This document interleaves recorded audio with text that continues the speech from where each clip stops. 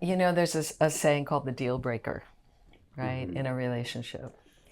And at one point in our relationship, for me, I hit the deal breaker. It was like, that's it. That's my deal breaker. And I was like, okay, now what? You know, is there a way to work through this? And I had a moment where I was reflecting and I thought, you know, if I'm always going to leave when I hit the deal breaker, I'll never find out what's beyond that. This was more having to do with a way of approaching life, you know, which I think ultimately was a feminine way of approaching and a masculine way. I decided to find out what it would be like if I could work through the deal breaker. Welcome to the Somatic Pleasure Podcast, where the body is the teacher and sensation is the path. I'm your host, James Hummocky. This is a space where breath slows, skin listens, and we enter the raw, unfiltered currency of intimacy, desire, and embodied truth. This space isn't sanitized, it's real. Some of what we touch on may be explicit and not suitable for children. So, if you're ready to feel all of it, come on in.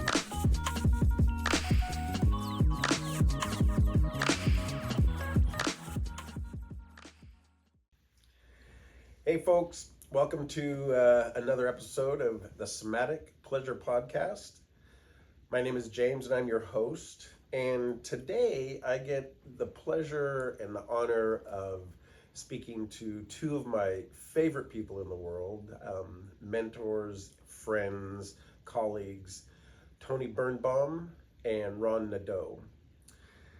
And we're going to be talking about their personal relationship, how they navigate having this amazing partnership, and how they use that practice, it's almost a spiritual practice, to create this beautiful sacred space here, Spirit House Center for Attitudinal Healing. And also how they navigate being leaders in the community without creating a hierarchy. So this is going to be a deep and personal and intimate look into the lives of these two wonderful people, and I hope that you will enjoy it as much as I do. Ron and Toni, here we are again. And I got naked butts behind my head and beautiful flowers, and again, it's just, I can already feel it in my heart, you know, just being able to sit here with you two and have this kind of conversation, because I've known you long enough, and I've seen you in the community enough, and I know enough of the community to know how your relationship is inspiring to people. You know, you carry a lot of responsibility and weight in the creation of Spirit House, and you do that beautifully. But then there's the way that you work together as a couple and as leaders in this community. So I'm excited to talk about all these different aspects and the places where it's just beautiful and the places where maybe it hasn't been beautiful, and how you found your way back to love and various things like this. So I would just like to maybe begin to get a little bit of a history or a framework around how you two came together, and then how that has morphed into the building of this incredible space. That's a lot. Maybe we should just go right into poetry. You know what it kind of reminds me of? I think it was Rumi, it could have been Hafiz, who said that the beloved doesn't already exists inside you, right? And it's just, I think that, we met later in our lives after having significant long-term relationships, learning relationships, for Family. sure. No. And It was a healing circle. yeah, how did it begin? I think it began ultimately with readiness. I can speak for myself. There was a readiness. I had a moment where I thought, I could probably just be alone now after a breakup, but I feel like I've got one more relationship in me. I feel like I'm good for one more, So I have to mention that as kind of a precursor to meeting, because I think overall, if you're going to meet your beloved and the one you're going to spend the rest of your life with there, it's good to have that readiness. Yeah. So. It's a little different for me. Yeah. I didn't feel like I was ready for another relationship. I felt like I was done with serious relationship, and that I was just going to, honor love as best I could, and that I'd always been in long-term relationship, and I had come out of a long-term relationship, 30 years. And I was talking to one of my daughters, and adult daughters, and I said, I'm done. I'm done with long-term relationships, and I'm just going to enjoy life and enjoy people, and just live as fully and as happily as I can be. And she just said to me, Dad, you're not built for that. You're not done. You've got another relationship that you'll be in. And she was very solid about that. And I was like, really? What are you seeing there? So that's how it was a little different for me. And where did you guys meet initially? That was in a healing circle. Healing circle in Marin. In Marin. Yeah. Where I was living at the time. Ron was up here, and as it turned out, we were involved with the same teacher from different angles, and hooked up actually through the Center for Attitudinal Healing down in the Bay Area. And so from those different directions, we came together and we met, and that was our first encounter. We didn't get together probably for 3+ years after that. In that interim, Ron had cancer. Right. So we met before he was diagnosed. Yeah, before I was diagnosed with stage 4 cancer. And so that journey, which was a time of clearing in my life, a time of clearing, at least working on clearing, the difficulties and the heartbreak, everything that went along with a divorce from a long-term relationship, and the loss of a business, a significant business that I had created. And stage 4 cancer cleared the decks on that and prepared me. got him ready. It humbled me significantly, and also I would call it a resetting. It reset my heart. It gave me an opportunity to open and expand and appreciate life from a completely different perspective, and to engage in life from a different perspective. Yeah. So, listening to this, to both of you having been in very long-term relationships, this is different than my life. I've been in a lot of kind of what I would call short-term relations, serial monogamy, as some people might talk about it. So it's fascinating to me to hear of the length of your relationships prior, and then that desire to come together and be in the presence of a beloved and develop. It's really kind of a whole new life with a whole new person. And you know, at a time in life when, you know, you've already lived so much. So, you know, the curiosity then would be for me is, how did you meld those two different lives together? And I guess that's the question. How did you do that? Beautiful question. Beautiful question. You know, when you said that your experience has been these sequences, you know, along the way, relationships, short-term relationships along the way, and ours are more long-term, 20 years, 30 years relationships. I kind of see that as like sneak previews of coming attractions, because it's always one attraction to another attraction, right? But in the process of attraction, there's the essence of what's there, and in each relationship, you know, there's a maturity, a process of maturity, a maturation process that's taking place, and I think it's learning about love and connecting deeper with the essence of one's own being and being able to grow from that. I mean, all of our relationships are, you know, have a sacred quality. All of our relationships have the opportunity for exploration, for growth, for, you know, refining some aspect of ourself, you know, and sometimes it's chiseling away. I must have had a lot of refining to do, Jesus.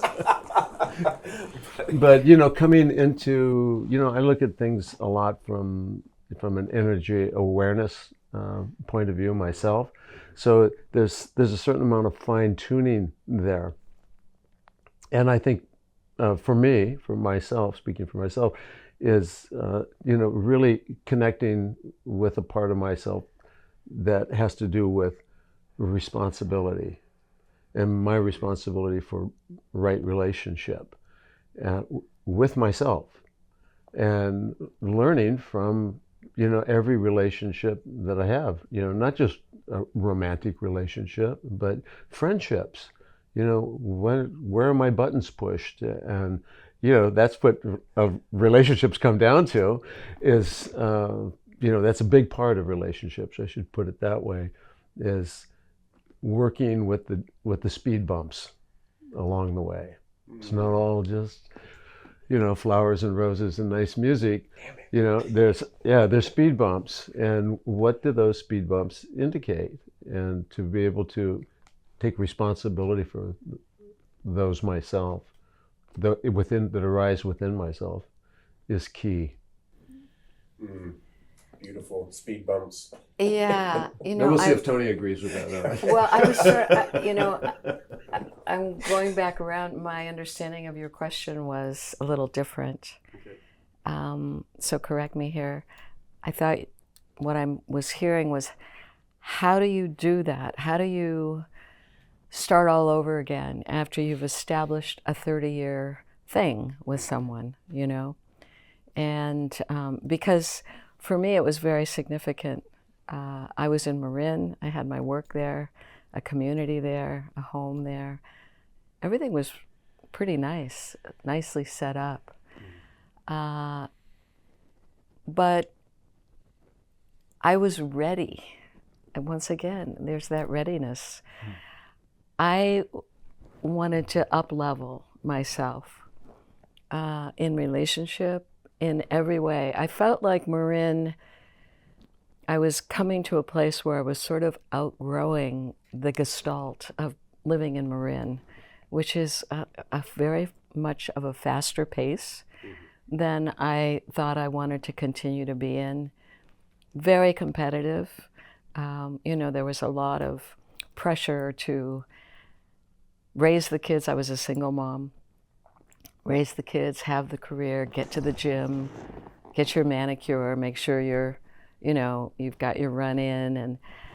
And it was, I was at a place where I felt like I was being run a little bit too hot and heavy, and I wanted a more simple life. I wanted to live in the country, you know, so it was necessary to start all over again.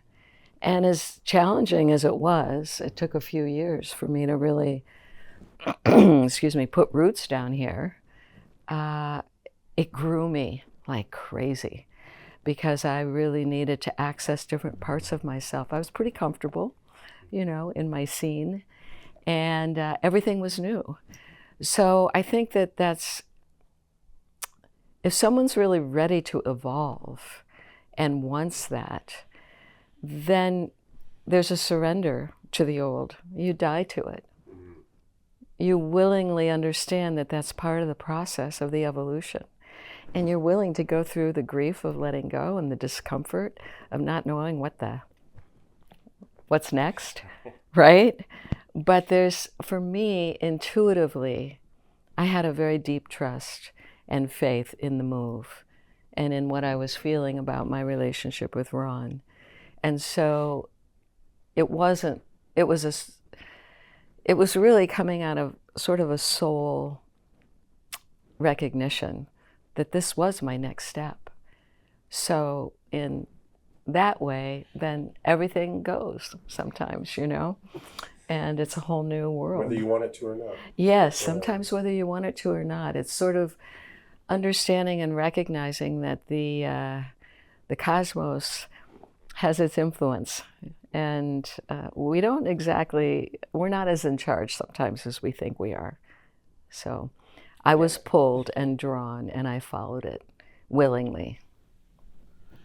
Well, you know, really what you both just did was a great example of coming into something with slightly different perspectives and maybe goals, desires, whatever that is, you know, and finding the place where you could meld together.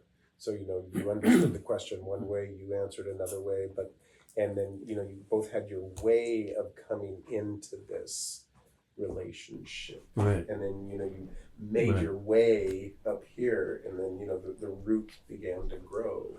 And Ron, it looks like, and in that process, there was the first evidence of relationship entanglement as well.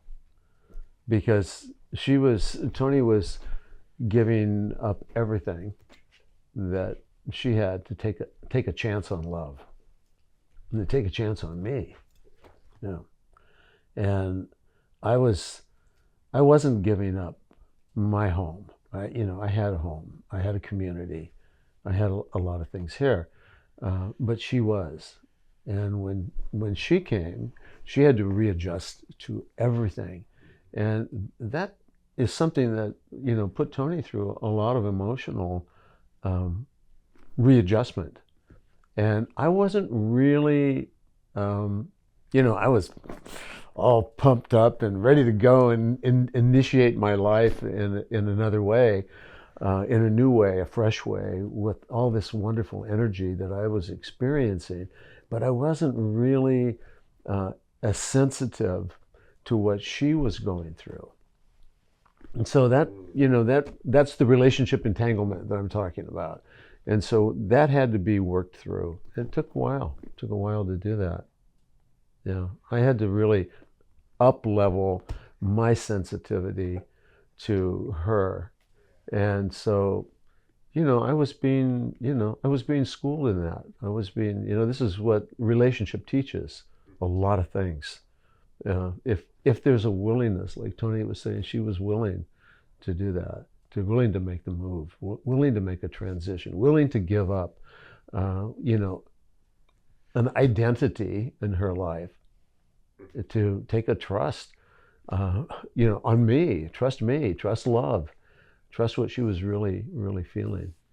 So I love that, trusting love, and yeah, you know, to make those big leaps. And you know, what I've seen is you've held that, like you both have held that with each other, you know, that growth piece, and the ability to allow each one to move through whatever they need to move through to keep coming back to the love that you're talking about. And there's defining moments I remember one, you know, just as we're talking Uh-oh, about here we this, go. I remember one, Let's get to the juice. and it's an absolutely precious moment. It truly is. It's an absolutely precious moment. And, you know, we had some friends who, you know, were in the U-Haul truck, and they moved all the furniture. They were moving the furniture up and all of that. And Toni was driving her car. She was following me in my Going through the car. magic And forest. we're coming through the Magic Forest, 128, you know, and I noticed Toni pulled over, and so I, you know, flipped around and I drove back like, oh, what's going on? And, you know, I walked up to the window of the car and Toni rolls it down. I go, are you okay? What's going on? What's going on?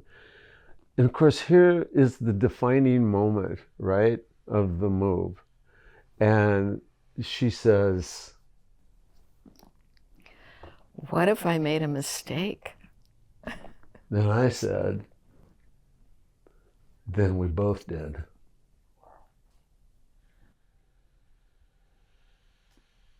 And we just looked at each other and we kissed and Onward. And onward. yeah. Onward we go. I would think that it would be kind of strange if that question didn't come up. Oh, And yeah. you know, Uh-huh. even after being together for a while, do questions like that come up? Am I doing the right thing? Am I with the right person? Are we in the right, you know, or are there moments in your relationship where either one of you or both are like, I have a great story about this to answer this without a lot of details. You know, there's a saying called the deal breaker, right, in a relationship. And at one point in our relationship, for me, I hit the deal breaker. It was like, that's it. That's my deal breaker. And I was like, okay, now what? You know, is there a way to work through this? And I had a moment where I was reflecting and I thought, you know, if I'm always going to leave when I hit the deal breaker, I'll never find out what's beyond that. Now, I'm not subscribing to abuse, you know, or where there are deal breakers that are deal breakers. You get out. This was more having to do with a way of approaching life, you know, which I think ultimately was a feminine way of approaching and a masculine way, you know, where we come into these locks or these super stuck places. And anyway, long and short, obviously I'm still here. I decided to find out what it would be like if I could work through the deal breaker, something I had never done before. I never even conceived that that would be possible. And part of the reason why I was able to make that decision is because ultimately I looked at this person and went, this is a good man. This is a good man. And he has wounding, unconscious patterns, places he still needs to heal. This wasn't something that couldn't be unpacked and dealt with, perhaps, in a different way than just slamming the door and leaving. And in a way, interacting as a participant in an abandonment wound that may be present in the relationship. So that's a little maybe deep to talk about and revealing, I'm not sure. But I think that when we talk about commitment, the commitment really is to love more than even to the other person. And if the love is still there, even in the entanglement or the challenge, then I think love finds a way. But there has to be a surrender to that. It's work. It's work. It's work. It's not comfortable, and it takes time. Yeah. Especially with deal breakers, or, you know, if there's a bridge of trust, or if there's a lowering of respect, you know, if there's an integrity, boundary crossing, any of those take time to be able to expose, reveal, unpack, forgive, explain, amend, you know? And if you're looking at relationship as a path, which I think we've both come into the relationship, we were mature enough that it's like, yeah, everything gets used in your life to help your evolution, and particularly your relationship. Mm-hmm. Right? You can't hide in a relationship. No. It seems Well, like- you know, you can sure try, but if you can create a safe environment where hiding isn't necessary, then you've upped your game. Yeah. And, you know, when Tony's talking about work, you know, to unpack what that means, you know, it's really about discovery. You know, we talk about, you know, doing our own work. You know, Tony's had her own work to do, and she just described, you know, one of those. I've had my own work to do, and it's all about discovery. They say, yeah, it's about our relationship, but it's like we recognize that everything is relationship. Every part of our life, you know, relationship with nature, relationship with our, you know, our family, our friends, our community, you know, the grocery checker, the bank teller, the, you know, whoever, you know, it's every moment of our life we are in relationship. But to question, you know, what is that relationship and how am I in relation to that relationship that is being shared is key. And Toni talks about a deal breaker, and she was curious what's beyond that.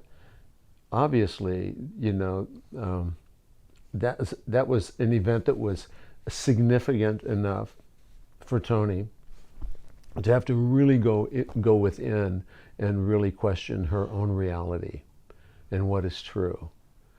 And for me as well, to really do my work, my discovery. What was my core wounding about? And so we talk, these are the things we talk about, you know. What is Toni's core wounding about? What is... They happen to match pretty well. I don't know. Isn't that weird how that happens? Isn't it interesting? It's called shadow marriage. Yeah. Yeah. That's right. It's Yeah. shadow marriage. But it's, you know, it's that something that's in the shadows that attracts relationships. And so, but the mindset is, oh, I have to have the perfect relationship. We won't argue, we don't have any fights, we're just like perfect, harmony, bliss, celebration, What a trap. all of that. You know, it's like, if that's what you see, run the other way. Well, and it also seems that when you meet those tension moments, that dynamic tension, and you choose to use that to hone the relationship and the communication and your own, your own work, your own internal work, that the bliss that is on the other side of that is, from my observation and sometimes even in my own experiences, is immensely more profound than the happy, we're just in love, fairy tale kind of relationship. Yes. There's a depth to it. That's true. So you can chew There's on, something more whole that is operating now, because those shadow elements have been revealed and integrated. So there's more energy, and there's more of the individual person, really, to be in relationship with the other. I love this metaphor I have used in relationship. It's like two rough stones in a tumbler, and they come out polished, right? So it's through that kind of ability to be able to hang in there in the heat and in the difficulty, and honor the polishing that's happening. Yeah, there's discovery.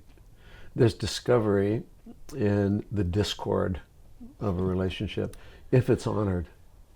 If somehow, I can come to an agreement with myself that the discord that I'm feeling in any relationship, a business relationship gone sour, or a love relationship, or whatever kind of relationship it is not to just toss it aside, to discard it, to abandon it, but to really, to somehow say, where is the blessing in this? Where is it hidden? Where's the kernel of light? Where is an opportunity to untangle something that didn't start as an entanglement, but became an entanglement, but that revealed an entanglement that I had within myself, and corresponding in some way in which now we have an opportunity to disentangle.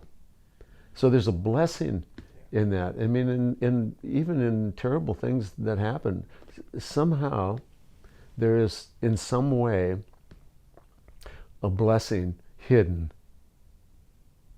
And even, looking at the evolution of humanity through the wars, the atrocities, all of these things, somehow humanity manages to, elevate its consciousness and the capacity to reveal love. So, thank you for sharing that the tension and the hitting that place where this is a no-go zone, and that process that you both are describing. For one thing, it just gives me a lot of hope, and I'm hoping that it gives a lot of other people the hope of not just the hope, but actually seeing how they can move into and through these bottlenecks, these misalignments, these places where you go like, I'm done, and keep moving. That's just it's not common in the world right now, So I'm really appreciating that you two are embodying that and presenting that, even in this, community, and now hopefully, into the world. It's inspiring. It's beautiful. Inspiring. The word to inspire, inspiration, in spiritu, in spirit. So I think it is becoming more common. I think that people are, waking up to the opportunities to look at like relationships in a different way. And I think that in the elevation of our own consciousness, we're starting to look at things more from the energetic point of view. You have an entanglement in a relationship, a big argument, for instance. So what's being generated there? A lot of emotion, right? A lot of energy. Now, what do we do with that energy? Those who are conscious will work with that energy and they'll transform it. That transformation process is something that I believe is what this time of humanity is currently in. It's about transformation. It's the great shift or the great turning, that it's referred to as, is people, recognizing that the old way of looking at things, in just simple dualistic black and white terms, are recognizing, why do we do this? Use the same patterns in relationship over and over and over again? There must be another way. And to ask that question, and then to begin to do, once again, what's coined as the work, consciousness, my own personal consciousness development, being responsible for what it is that I'm feeling, is to be able to transform that energy. And, and what are we transforming it into? We're transforming it back to the original place that it came from, and that is love. And taking that entanglement and reforming it, reshaping it, allowing it to take its natural course, natural form. And I think that's the work that we're doing. I think that's where humanity is entering into that place at this time. Beautiful. Yeah, I heard something the other day, and I just really love the way it was phrased, that we get into these difficulties of the entanglements or those stopping points or seemingly stopping points, and we're like, that's it, or everything's terrible or whatever it is, and the phrasing was, and there's a plot twist.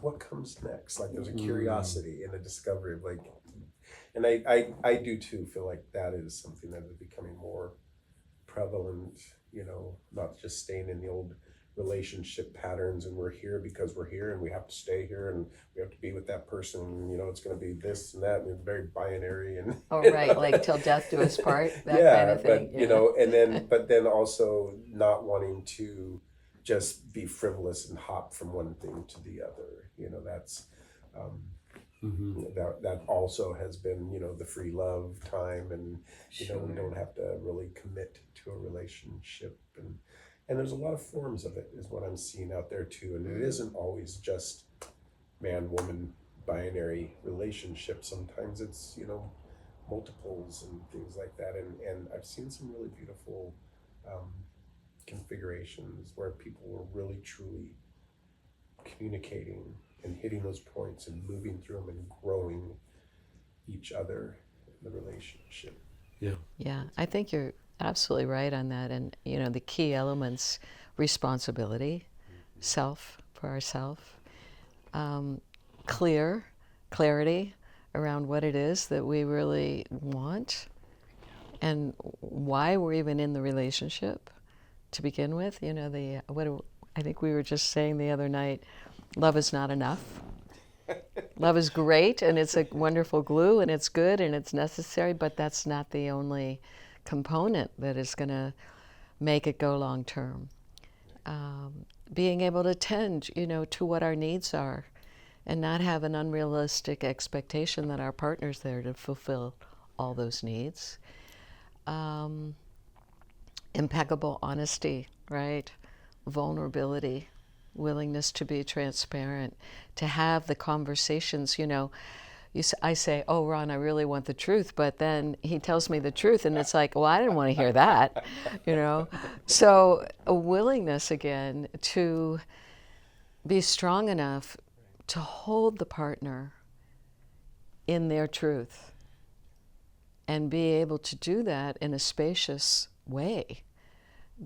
I think this is challenging, very challenging. And I really feel like, we're blessed because I think we both have matured before we even came together. And then we've agreed that yes, this relationship is to serve love here with each other and to serve the greater whole. Ron's talking about relationship with everything. That's how Spirit House has been grown over all these years. It's through that relationship. Spirit House is its own entity also. Well, I want to segue into this. Yeah, this is perfect. yeah, and it depends a lot on our coherence. And there have been times we're ready to do ceremony, one of the quarterly ceremonies, and the drums are rolling, and there's like 75, 80 people here, and we're in the house having a huge argument. Yeah, and it's like,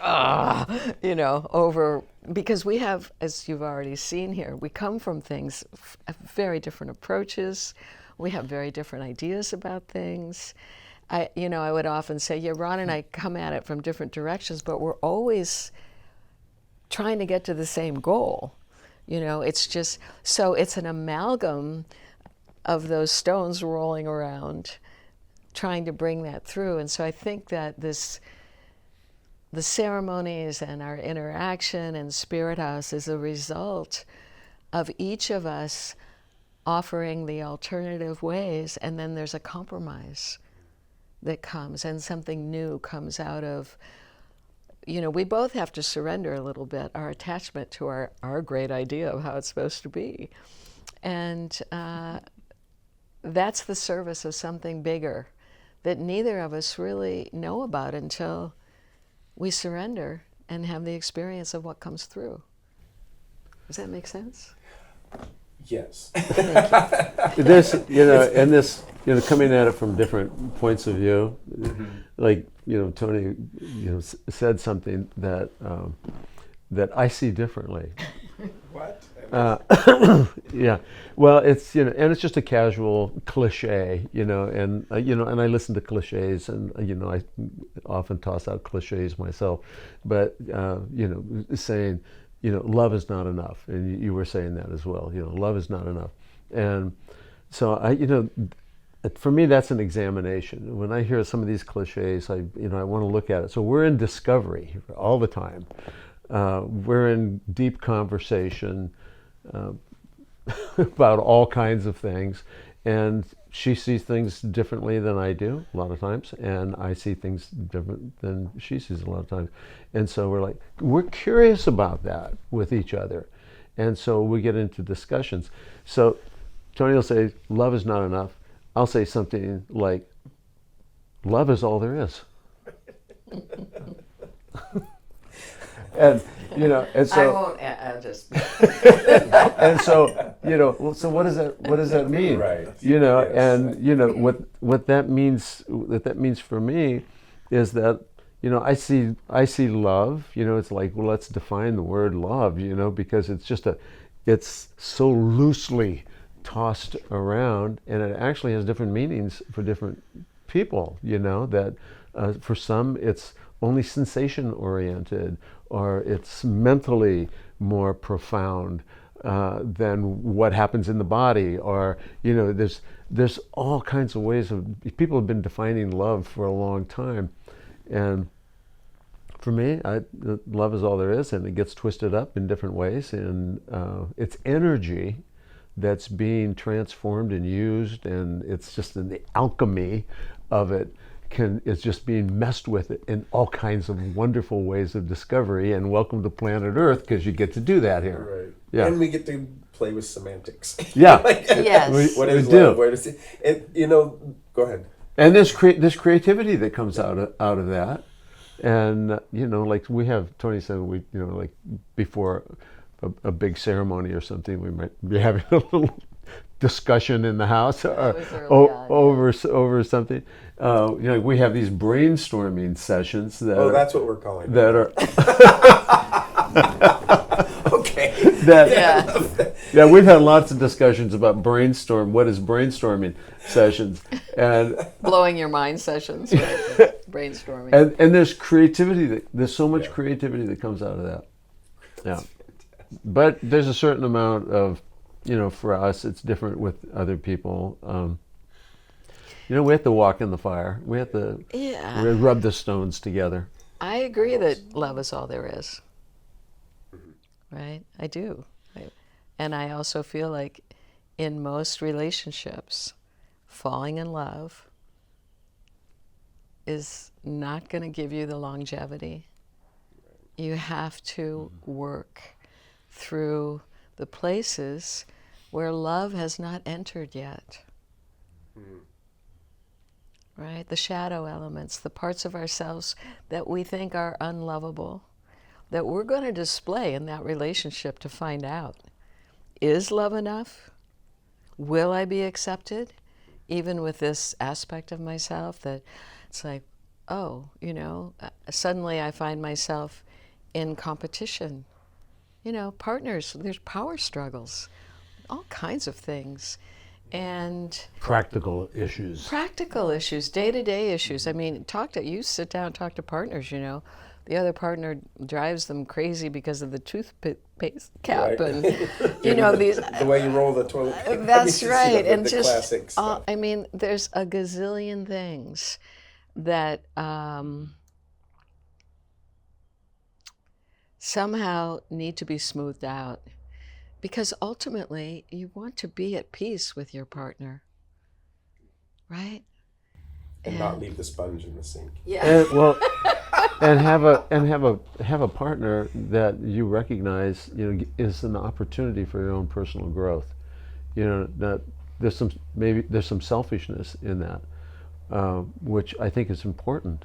I think it's really important that we learn how to trust ourselves. We learn how to be true to ourselves, how to have our own mind, make our own decisions, but to have someone that I can discuss that with, that I can be open with, honest with, truthful with, revealing, transparent, all of those things, because it comes down to the responsibility of doing our own personal work.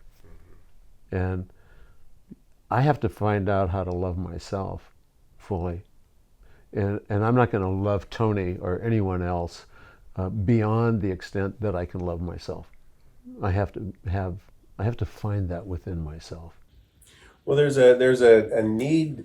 What I'm hearing is this need for sovereignty. Like, you have to be sovereign to self. You have to do your work. You have to take responsibility. I love that both of you keep bringing that up. It is self-responsibility. And what it feels like, just in my experiences, and also what I'm hearing here, is that there can be great love. I have experienced this great love, but then when it comes to the practicalities of life, to taking care of our own shadows, our own, taking responsibility for ourselves, there's a lot of room there for projection and for attachments, that are unhealthy, for trying to get something that isn't that other person's responsibility to give. And that's what I think, what I'm hearing, that's where you can have great love. My parents were like that. Great love for each other. There was no doubt that they really loved each other, but they just could not get past their stuff. You know what I mean? To actually really create that lifelong bond, and eventually hit that spot, right? I have a quick question for you. Would you be against seeing this podcast reach more people who could really benefit from it? If you're still listening, the chances are you've already received some valuable takeaways. Subscribing literally takes like 5 seconds, but it seriously helps us keep these conversations going. It's how we keep bringing in the guests whose stories provide the depth that you've come here for. So yes, I'm asking you to join the team. Hit subscribe, like, and share with somebody you know. And let's grow this thing together. But I'm going to take this moment because I also know you brought some poetry and you brought some poetry. And I'll do my best to tie this into the conversation here. No, it's going to be fine. But, you, Toni, said you brought a poem specifically about the first night that you spent here on this land with Ron. And it feels to me that it might actually speak to some of this stuff that we're talking about. And I would just love to have you share that with us. Good. Right now. Thank you. And I'm looking forward to it too. I'm not sure which poem this is. We're gonna have to go live. Yes. First night. And this is January 2005. Wow. 20 years ago. Mm-hmm. Right? We first got together. Seriously got together. Mm-hmm. First night. Awakened in the middle world of night. Was it the muse or some destiny calling the memory of this pale moonlight? Tracing my fingers along the braille of your furniture, feeling my way to the silver box of matches, resting with the orchids on the window's ledge. I strike the silence with a candle's light, careful not to wake you. From what cauldron did we spring? Fluttering wings and kisses, trembling with mythic hearts in an effort to remember our original language, our bones like serpents rattled in the cave of our ancestors' celebration. Undressed by your presence, nowhere else to go, nothing to hide, licked by the torch of your tears, I remember where we've been, out here, beyond the edge, having jumped the fence into the mystery again. Through the dim lit window, the sway of bamboo casts tidal shadows over my skin, scrawling codes like secret messages I am now ready to decipher. A rooster calls in the distance, a wild bark, a raven's squawk, the scratch of my pen moving against the page, all trying to capture what can only be set free. What I want to say has more to do with listening, has something to do with darkness and awakening in a strange, familiar place as stars fall back into themselves with the coming of love's light. It's the galaxies flowing from my womb when you enter, makes me want to tell you everything lives here in this sacred place. So much depends on offering our love to the world and the willingness to remember who we are and what we've come for, rising from night into this Capricorn dawn. I am lifted like a granddaughter into the arms of this illumined light, finding myself at last at home.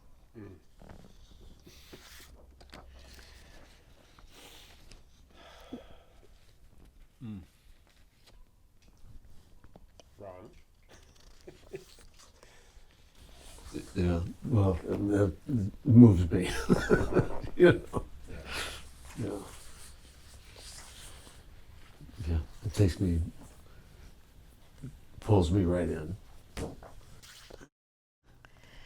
I think for me, it was the realization of those lines. Everything depends on sharing our love with the world. It's like we came together. Yes, we fell madly in love.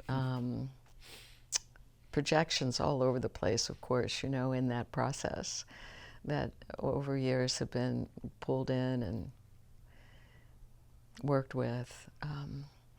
But we had a commitment to service that each of us brought into the relationship. And I think that greater thing, greater than either one of us, is what we've been serving also. And, in the Gurdjieff school and the work, one of the things, they refer to that as a third force, which is the way we work together in relationship to honor the higher powers, right, that are available when two or more are gathered, right, or two come together with a holy intention. And I don't know that it was fully understood, but it became clear, and it's been cultivated consciously in our relationship as the years have gone by. And I think that's a significant piece of it, is that we're here to serve love, like the community, consciousness, healing, truth. And we have to do that inside of ourselves with each other first, of course. Well, I can say that from my experience and the word on the street that you two are doing that. You are living that that purpose beautifully and honestly and messy and just everything that it means to be human. And so that's when I started this, I was saying how much of an inspiration your relationship is to me and to the community. That's what I mean, is you've embodied what that is through the good times and the bad times, and have really brought a new entity in the world that's birthed something magical, you could say, So thank you for that. Thank you, James. Thank you for recognizing that and saying those beautiful words. And when we came, yeah, you've been a part of it. You are a part of it. You continue to be a part of it.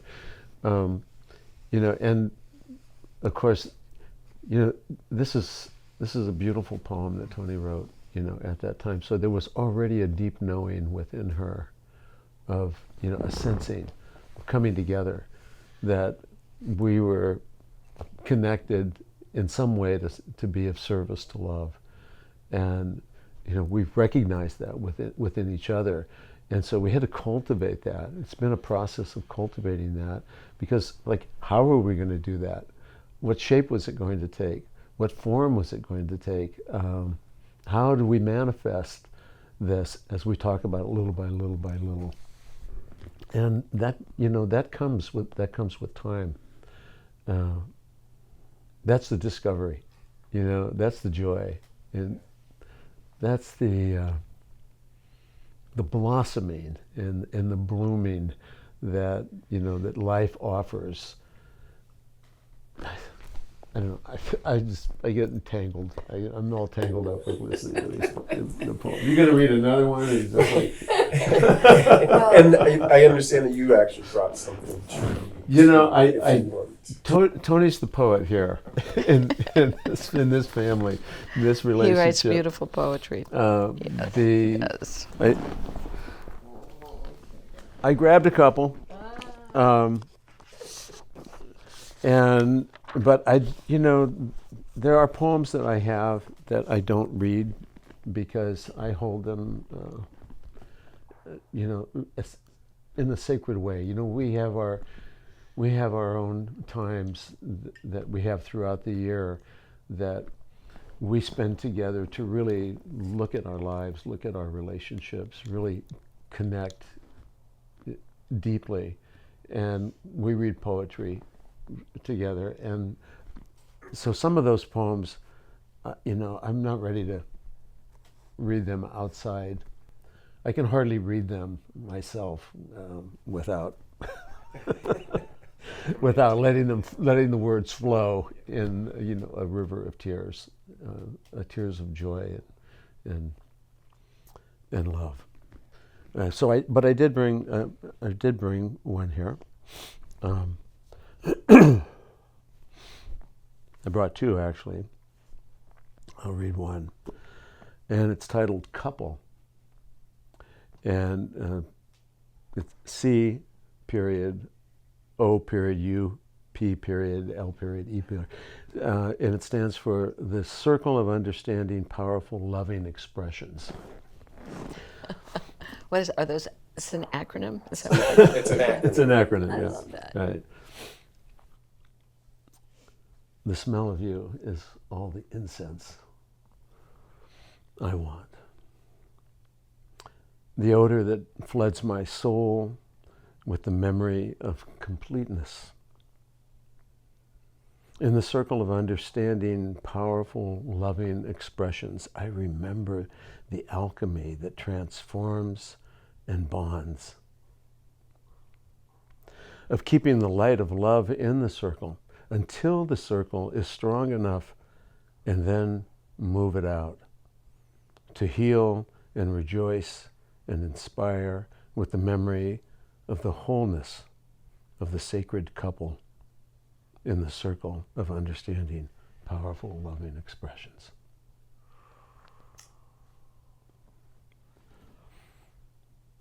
And that has to do with wholeness, coming back to that Ron, that's memory of beautiful. wholeness. It's beautiful. Mm. He says I'm the only poet in the family. Come on. It's true. I'm a little speechless. That's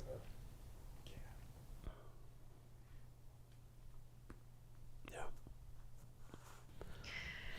Both of you just encapsulate that love. Thank you. Thank you. it's so funny because, we were sort of targeted as the inspirational couple early on. And there was a kind of pride and enjoyment of that, and then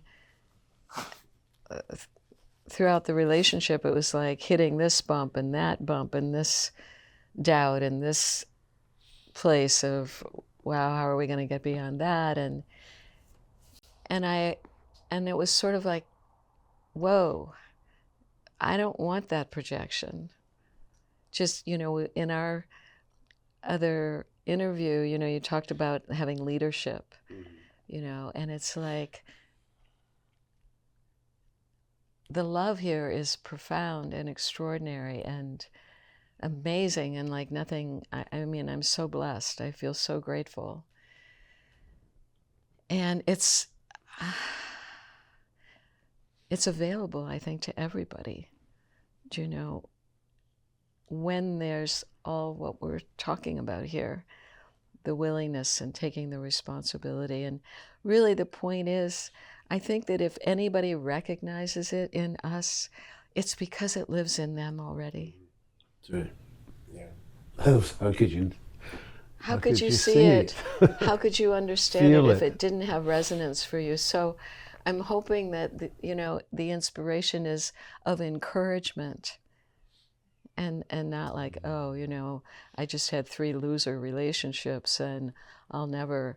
It's like, no, those relationships were your precious alchemy to take you into the next one and the next one. And right. So I want to say, if you really, are ready and want that, I just believe that there's a resonance that will attract that will bring that partner to you who wants that as well. Because there's so much going on in the unseen world, in vibration, in chemistry, in alchemy, in the invisible that draws people, the destiny, the astrology. I mean, it's really, it's way beyond what I think we know.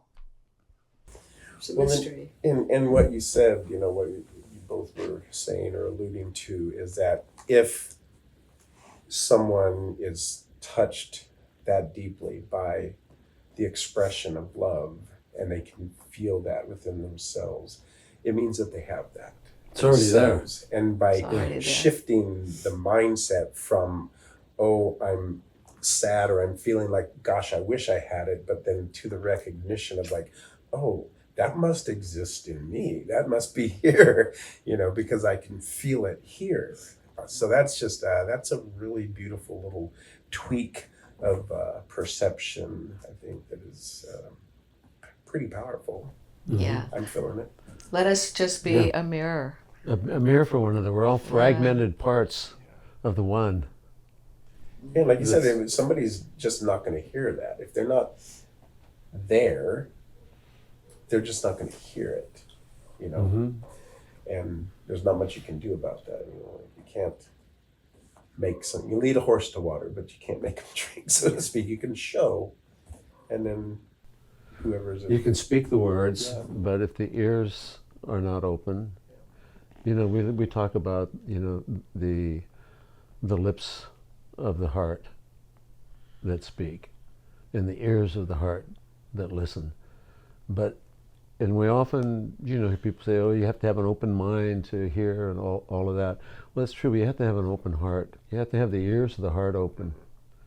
And you have to have the mouth of the heart open to speak. And to activate that, to activate the heart is essential. It really is key. Mm-hmm. And it takes vulnerability. It takes a huge amount of vulnerability. Yeah, and there's a lot of strength in vulnerability. We think of it oftentimes as, oh, I'm going to be vulnerable. No, then I'll be weak. And I think there's a turnaround there. It's like, no, it's actually permission for vulnerability takes a lot of strength. Because it says, no matter what I feel, I'm strong enough to feel it. I can hold it. It's part of my humanity. And it's part of what makes me human and who I am, and makes me available to hold someone else in their vulnerability. So. And that takes, again, back to the work, right? Back to the work. Toni started off this conversation, describing her life in Marin.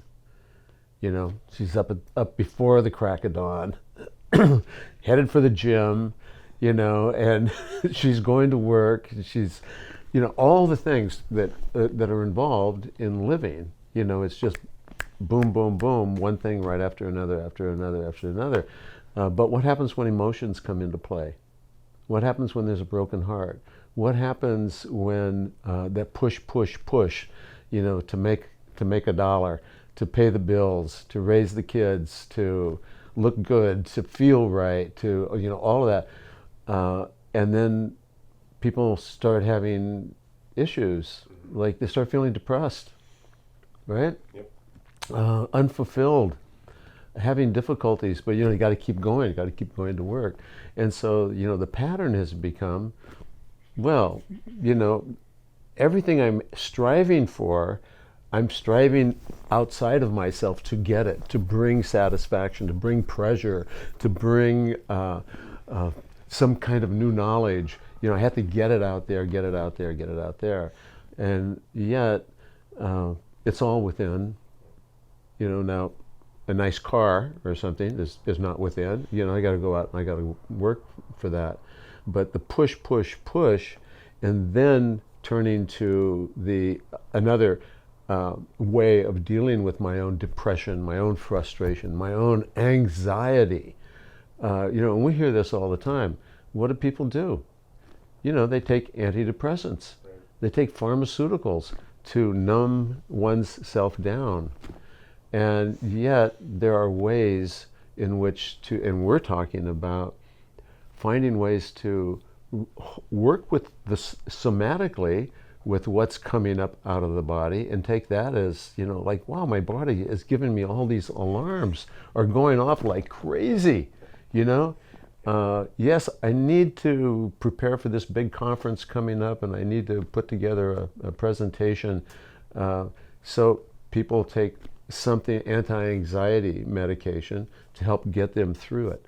And that's, I guess that's fine if you don't know how. If you don't know how to catch your breath, still yourself, slow your heart rate down, if you don't know how to do those things, if you don't have those tools on board, and that's, with your Pleasure podcast, helping people to find those tools, to recognize those tools, then you're going to turn to things that have a danger about them. They can be addictive. Absolutely. And, and capture rather than to open. They're meant to be temporary, really. Yeah, they deal with the symptoms. Unfortunately, most of those don't go along with a training program either. They're just That's right. They're the That's end right. all. Yeah. And what you're talking about is the difference between like an intrinsic and extrinsic, satisfaction, drive, and I do really feel like people have it, to a great extent around the world. We have it backwards, right?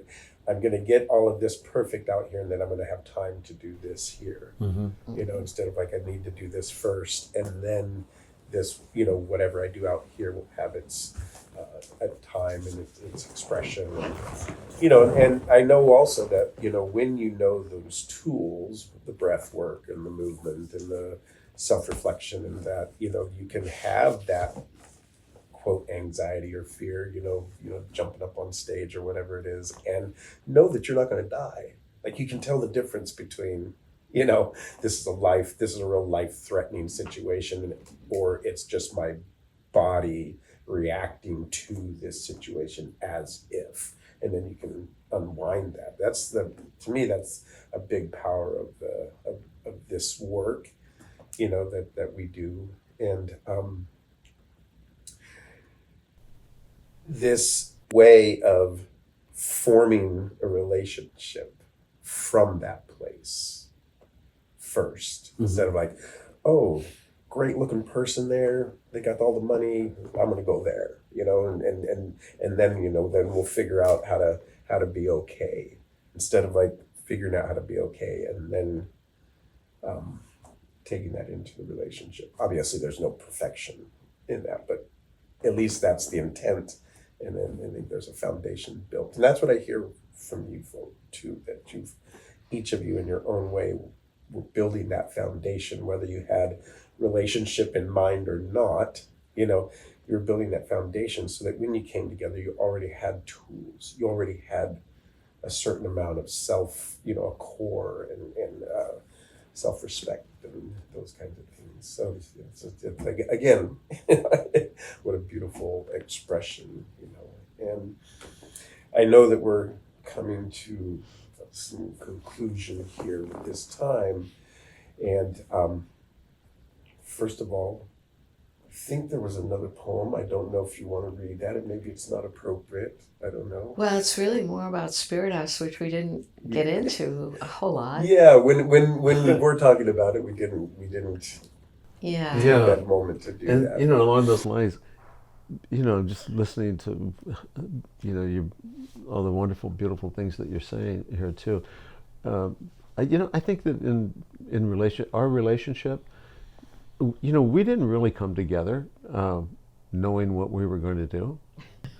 Honestly, we didn't really have much of a clue of what was going to manifest or what was going to happen. I was digging a hole in the backyard, and that's about what I could tell Toni. What are you doing? I'm digging a hole in the backyard. That had an idea. She had no idea what part she was going to play in it or anything. And I think people come together, in the early stages of relationship, and it's really trying to find harmony. Do we have harmony? Do we have coherence in some way that is strong enough and compelling enough to move forward, to the next step, and to begin to build a foundation, not coming from a foundation. And the amazing beauty of a relationship is you get this alchemy going, and you're not sure where it's going to go or how it's going to develop. I think that's more along the lines of the truth of Plot things. twists. Really, Every plot day, twists. Yeah, plot it's twists. trying to make something happen. Right. What's that saying? Spirit, the ego makes and spirit creates. Right. The ego makes and spirit creates. And the ego's, what has to happen with the ego is it has to mature. There you go. Yeah. Perfect. Yeah. And we're past the whole time. We're like, kill the ego. Oh, yeah, that yeah, used to yeah. be No, the we're- word. Gotta that's kill the right. ego. We're in No, this no, no, time. We're in is- this new time of turning, yeah. and looking at some of these things in a different way and That's dealing with right. it in a different way. Don't kill the ego. We have to have it. Humanity's been trying to do that from early on. We have to mature the ego and learn that it has other things that govern it. Yeah, it's connected to much larger realm. Absolutely, yeah. The small 40-bit per second processor, when we have Exactly. 20 million bits going on every second. I know. It's a big difference. Right. We're so blessed, really. There's so much help It's that an exciting is being time. given out, for our own evolution and development. So Toni, it looks to me like you are I'm ready to wanting read She's it. cute. read So I something. cute up. I definitely want to right. hear this. Take Nothing us like back in. inviting Yes. a poet to read. We're going. Really Okay, in we're- trouble. we're going back in. Exactly. But this is Yeah. really speaking to what Ron was saying. We didn't really know what we were going to be doing. We knew something. We were stirred. I mean, we met at a healing circle. We knew that was part of our beginning. When I first moved up here, a big teepee was set up out there, and we had drum circles for the community. And Spirit House was just in the process of being built. It was a construction zone up here. And so this is from that time. After the drum circle, raising the flap of the teepee, I step out into another century, circled by trees older than my grandmother, smoke braiding my hair, ancient ones watching with eyes like stars. Did you hear the crackling? Small lightning bolts electric between us, like a bird's serpent in a lion's den? Did you see the fire's lavender tongue turn green, licking the ears of those who could hear? The sizzle of stories told by the sun, released from the rings of the burning wood. We walk down the ramp into Spirit House, stand in the center of a 30-foot circumference, 6 feet under, surrounded by shovels, buckets, and picks, wheelbarrows crowded with leather gloves stiff with dirt and sweat, a backhoe looming over like a praying mantis at the edge of what a God is dreaming through you. The roof is an idea now. Its construction a conundrum of design, only this open sky pulsing with possibility, and your dreams of sacred geometry will soon provide the solution. You point out the Milky Way. I show you Pleiades. We belong to this grandeur. Kneeling into the threshold, we surrender to what is coming for us. Cup between our hands, we hold together what we are here to remember, pressing the palms of our lifelines into the flesh of what has already been written. We curl into the moon of our bed, entwine like branches in the rhythm of life, share a bowl of rocky road. Bass notes float through the window from another dimension of a teenage party next door. I can't explain how I got here or where I am going, but I'm willing to give my life to this, to the teepee, to Spirit House, to the drumbeat of this love breathing the cosmos into my lungs, into this life we have been given on this speck of holy land.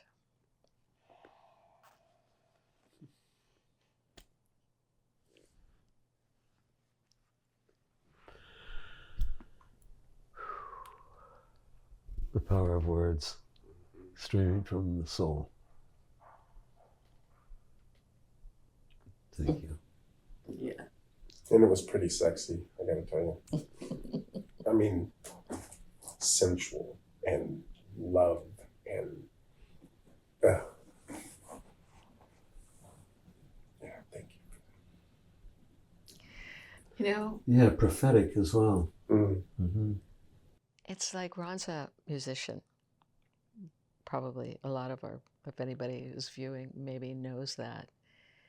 He's music, he's amazing. And music for me comes through the words, and it's like there's soul in our relationship. There's cultivating soul. And I don't know how you make that happen, right? We all bring that into the relationship, So an awareness of the depth of that, and each person cultivating their own soul, Ron through music, me through poetry, and then through whatever you develop together. People have children, create a family, they do a business, they're in service together. All these elements they're so fulfilling. And they feed the individual, and thereby then feed the relationship, feed the community. Yeah. More of that, please. And it's just a part, and that's just one part of the community. Yeah. There's many parts, many, many, many parts. Everybody doing their piece in the best way they can. Well, you two have really provided a space here for people to Participate and to discover their own music, poetry, their own heart. And I've seen the expressions, in so many different ways and so many different people, and, love the way that it spreads out through the community. And it is an example of very diverse ideas and people coming together. And yes, yes, you two created this, but it is the wholeness of the community that makes this so powerful, right? Feeding back and forth, And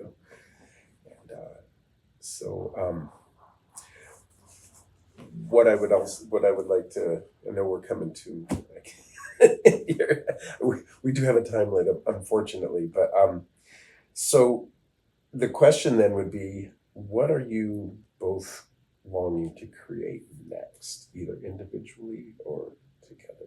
What do you see happening? I knew he was going to ask a hard question. It's not an exam. Really? You can shine it on. We're in that conversation. We're in that conversation. Tony's giving me some wonderful kudos about music, but I don't really consider myself to be a real musician in the contemporary sense, who reads music and understands music and all that. I mean, I play music, and it's just improvisational, and I have people that I play with who are real musicians, and, and I'm just honored to be part of that. And it's all spontaneous. It's all in the moment. It's improvisational, and I think we're living our life like that. It's not like there's a long-term plan. Long-term for me means beyond this body. Leaving the spacesuit and off into the universe. That's long-term for me. But it's here and now. We're living our life in the best way that we can, and doing the listening.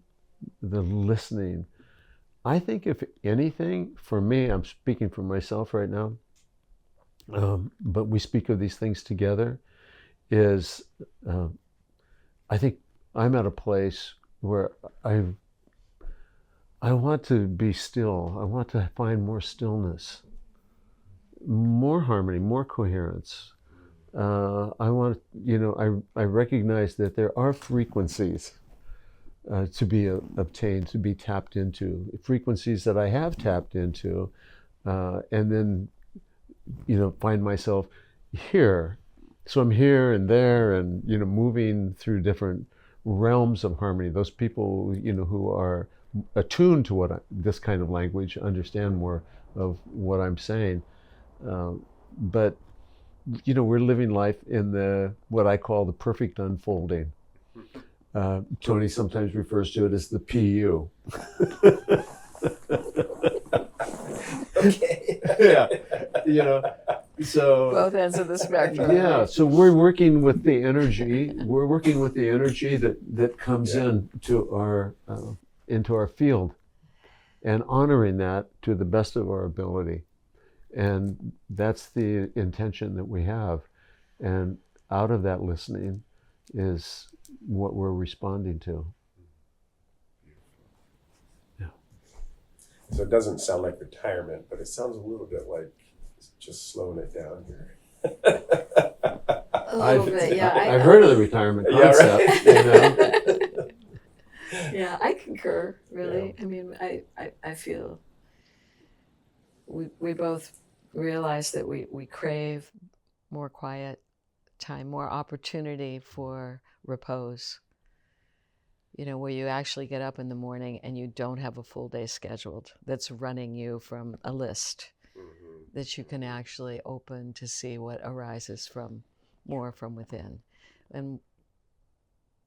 But at the same time, I have to say, I have a belief in, I guess, what you could call higher will, right? Like that if I can align myself with that, then the fulfillment is beyond anything that my egoic structure would plan as what's next. So it's deeply wanting to listen to that. And on some level, I'm thinking I want to slow down and then I just got a call from a woman in the community that wants to revive the new moon circles down in Spirit House, which I did for 7.5 years. Wow. And then it's been a break for 10 years or 8 years. I haven't done them.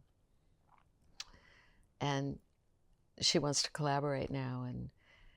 And I got excited. It was like, oh, so there's another thing, right, to put on the calendar. But I think in this case, it's listening to a need or a call in the community, which we're attuned to. You know, Ron started working with men with cancer. That's relatively new. So at the time we're saying we want to slow down and do less, we're being asked to open and do other things, and lining up with that. And so it's kind of a mystery to really know what's next, because we're really open to discover. Ron has used the word discover so much in this interview, and it's a discovery. It's clearing away any obstacles that might be in the way of what might be the best fulfillment and the highest good. And that gets revealed. And that's what we call health. You know, it's like Spirit House Center for Attitudinal Healing is about healing. And there's so many ways in which there are needs for healing. And the foundation, you mentioned the word foundation, you know, what is the foundation for that, of health? What is the foundation for health? Well, we think it's inner peace. We think it has to do with inner peace, finding inner peace. And when there's inner peace can be found in the head, then that's also in the body. And that's the whole idea of the somatic realm, is harmony. You know, it's vibration, it's tuning. It's like tuning forks. And in our relationship, we're both sides of a tuning fork, right? Coming together. So we have to find that harmony within ourselves. We have to find the inner peace in our relationship. This is key, we feel, to relationship issues, and to our own personal health and vitality and aliveness, you know, and sensual aliveness, you know, sensual in all of life, whether you're living near the ocean or in the mountains or on the desert or, you know, wherever you are and whatever environment, you know, we have the opportunity to shift and change and work and be creative within the environment, within our relationships, within everything. But, you know, it has to essentially be healthy and in right relationship with inner peace. And I think that's key. And in that, we find the essence of our own being, which is love. And life force energy is enhanced hugely. Absolutely. Yeah. Absolutely. Slowing down piece. I took my daughter's dog to the beach yesterday, twice actually, and just watching how she reveled in living, and all the rolling in the sand or swimming in the water, climbing up the rocks, or, you know, and you could just see the joy and the peace. Like, I don't even, you know, we humans for some reason have to, you know, contemplate that. As an animal, you don't. And so, you know, that piece that you're talking about, the somatic, just dropping in, feeling, and then letting the aliveness come forward. And then, you know, that piece or has a place to arise in, it seems like. So we do have to bring this to a close, I know. But I want to give you the opportunity, if there's anything you would like to add, a last word, either one of you or both of you, to the people watching. Do you have something? Well, I do have something. Yay. I don't know. We'll see how it works. So, you know, building something, things coming together. But what's the glue? You know, what's the cement? for that. And so I have this little poem that I wrote, and it's called The Kissing Key. And I think it has a lot to do with the building of foundations and this theme of a theme that you're putting forth in the work that you're doing, James, is about pleasure. And because, you know, we're pleasure seekers, and that really helps to make sense of a lot of things. So I think that one of the keys is to all of that is the kissing key. Yeah. This kissing key that opens the door to a sacred garden where we stand and sing love's many songs. Our tears, bliss, ecstasy, and sorrows, all watering and nurturing with the juice of love flowing, is ours to plant and tend and offer freely with discernment and sharing in right relationship. These matched lips that transport us to universes we did not know.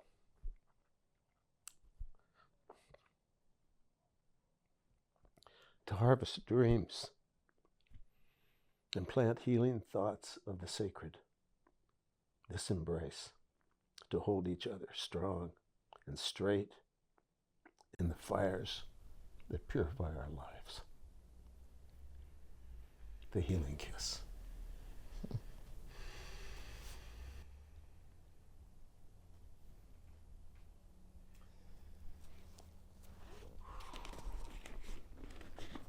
I'm looking forward to the book that you two collaborate on.